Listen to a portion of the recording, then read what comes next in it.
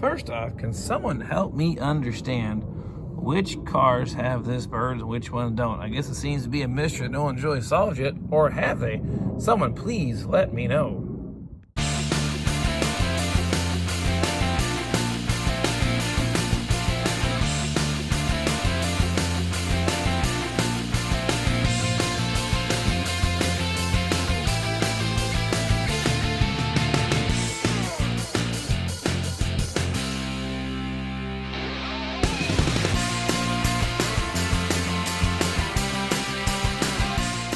Let's go for a quick drive, one last trip around the block. Oh, let's say through the vinyl village and this whole thing here. The first thing, this car doesn't have the cool little bird emblems in the glass. That was a silk screened, I guess, a porcelain baked into the glass thing they started doing. It was an early production option. They plan on putting on all the Firebirds, what I understood, but the safety regulations deemed that was a vision restriction, so they canned it. There's a few cars that popped out of the assembly line with those on there, but there's no rhyme or reason, because originally they planned on putting on them all, but it's kind of like hit or miss. You never knew if you're going to get one or not. But this car didn't get the cool glass on the, I guess, the Firebird on the glass. But we'll go for a little drive around the block. But this thing's doing pretty good now. When I first took delivery on this thing, well, couldn't even get it loaded on the trailer. It ran like garbage, wouldn't move, needed some carburetor tweaking, got that all ironed out, transmission shifting great, not falling through the floor pans anymore, so got that taken care of. So this car is actually in great condition. I'd drive it just about anywhere. Did a little quick real recap there, inside out, top and bottom, brand new floor pans. Probably the biggest project on the car is replacing the floors. They were pretty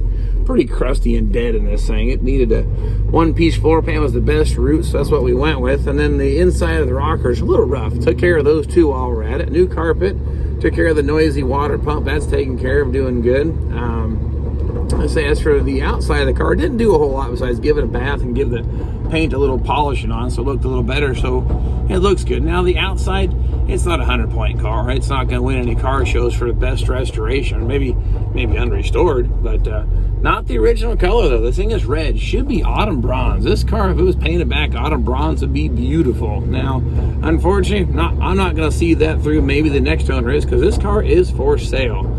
Something I'd like to keep if I had room or money, I guess. But this car is going to go on to its new home here soon. So if you want to find it, it will be for sale on the old Bookface Marketplace here in local Indiana. Probably a couple other websites that'll be listed for sale. And of course, just the same, leave a message on the video, have maybe some information on it, or reach out to my email, and I can get you with the owner and maybe set up a deal to buy the car. So that's another option possibly for you. But nonetheless, doing real good now. This car, like I said, it wasn't in the best of shape. Now I'd jump in and drive it just about anywhere. I also did a disc brake conversion. It's kind of a must nowadays for better stopping power, because, well, people don't know how to put their phone down. Crap. Anyway, besides all that, nonetheless, this car's all done. I'm going to send it off to the new owner. But I wanted to give you one last recap. I guess the first project done here at the Vinyl Village Garage. This isn't a 100-point complete restoration, top to bottom, inside out. Again, we had a $2,000 budget, try to get this car put back on the road looking great again. Well, I think we were able to meet that expectation and did really well with it. So we'll do one last walk around, and we'll say goodbye to this car and move on to the next project.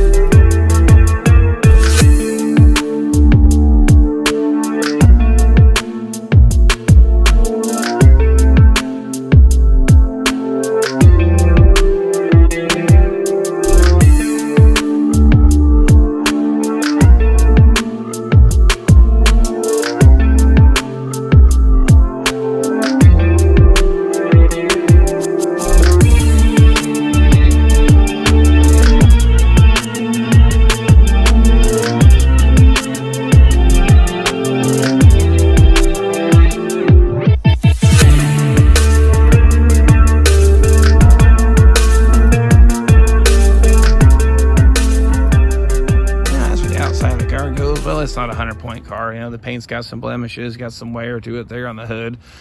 Still have the rust holes poking through the bottom of the fenders, so, and rock chips, and the paint's actually faded. Just buff the heck out of it, make it look a whole lot better, and get a little more enjoyment out of the car. But the bottom of the quarter panels, I didn't do anything with the body on this car at all besides give a little buff and a little bath. Definitely looks a whole lot better and presentable for, something to go on a weekend and cruises, drop the top, have some fun. And if, rock flips up and chips the paint, no big deal.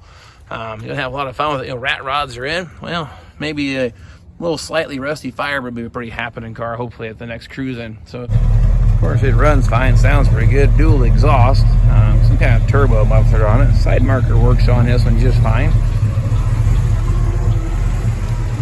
And under the hood resides a 1975 Pontiac 350. Not the original engine, but the advantage of the 1975 engine is, well, one, it runs clean. You don't have to run a lead additive in this. It already has the hardened valve seat, so you don't have to keep adding lead substitute in this car to enjoy it. Another one of the bonuses of the driver quality car that isn't necessarily numbers matching or perfect, but definitely makes it more enjoyable. Engine runs great, alternator charges. Water pump, nice and quiet. We took care of that problem already. Well, the interior just freshened up what was already here. These seats are definitely not brand new. Showing the same thing, a little weather, a little age, some cracking down here. And door panels don't visibly look bad, but a little tearing in here, a little staining, but not too bad off. But the factory steering wheel, not in too bad a shape. It does have some cracking to it, but it is the original steering wheel. Starts right up, of course. Now the headlights work, wipers actually do work. Now, I'm not saying the blades are in the best of shape, but to let you know the wipers do work. Heater controls, 100% broken dead. There's nothing hooked to the back side of them. I think whoever installed the radio, well, they must have broke all that stuff loose inside the dash. You get this really fantastic Kraco radio to fit. Glove box, I had to screw it when I got it. The lock cylinder's broken and lost. I've actually took it out, looked inside. It's all there, the cardboard, but I don't have the latch. I don't plan on putting that in. That could be the next owner's project they can put in there. Console shifter works great, as it should. Goes through the gears great. It's a 2-speed transmission, shifts fantastically, pulls great. Same with the passenger side door panel, not in too bad a shape. But the best thing overall, the inside here, doesn't smell like death anymore. And of course, the odometer reads, what, 23,293? I'm pretty sure it's 100 plus on this car. Oh, of course, I'm going to show you all the functions that work. Probably one of the coolest parts I almost forgot is the power top works just great now. So if you do get this car and want to go for a ride, let you know that works as it should. Now here's one of the coolest parts about this car. One of the biggest projects, one of the biggest pain in the butts, well, the floor pan. 100% new, already installed, new plugs. I guess you call the body plugs here that goes underneath the car, but end result, all done and finished for you. So if this is kind of a car that you want to just do some outside body work or minor body work to restore it, this might be the ticket for you, because all this underwork, structure work is done and completed. So basically, if you want to make this car look real nice, you can be patching up the quarter panels and working the doors a little bit, and you can do a paint job on this car and make it look real good. But the biggest thing is what you see underneath this car. I want to make sure everyone knows, brand new floor pan, added value, something you will not have to do. Well, so there you have it. Project Lake Bronze is done and finished and going to go on to its new home. Going to miss this thing a little bit. This was, I should say, car number 1 for the Vinyl Village Garage. So, YouTube channel adventure that I decided to partake in and drag you guys along. So I hope you appreciated the information, having some fun putting this thing back on the road. Whoever owns it put a lot of smiles on their face and feels pretty confident they got a pretty nice car. So I guess it comes down to it. I kind of wonder what you guys think. What do you think this car is worth on the market? I don't normally sell any of these cars that I build. I typically just build them, have a lot of fun, and drive the crap out of them because I don't sell them. But this case was a little different. I had a little fun putting it back on the road, but I'm going to try a little part of the business that I don't normally get into, sending it down the road. But I'm going to leave more of that up to Chris. I just have fun turning the bolts, making them pretty, making them go again. But what do you think this car is worth? Let me know in the old comments on the old bottom of the video here. I appreciate some feedback and input because I'm not really sure how to market this old thing. But nonetheless, I've had a lot of fun. I've got some more projects lined up. You're going to probably check it out and think are pretty cool too. So please stay tuned, subscribe, share with your friends. And of course, anything you want to see on these old F-body cars or any pretty much old Pontiacs in general, let me know. I'm pretty sure I could help you out with it. Appreciate you following me on the journey, and we'll see you next time.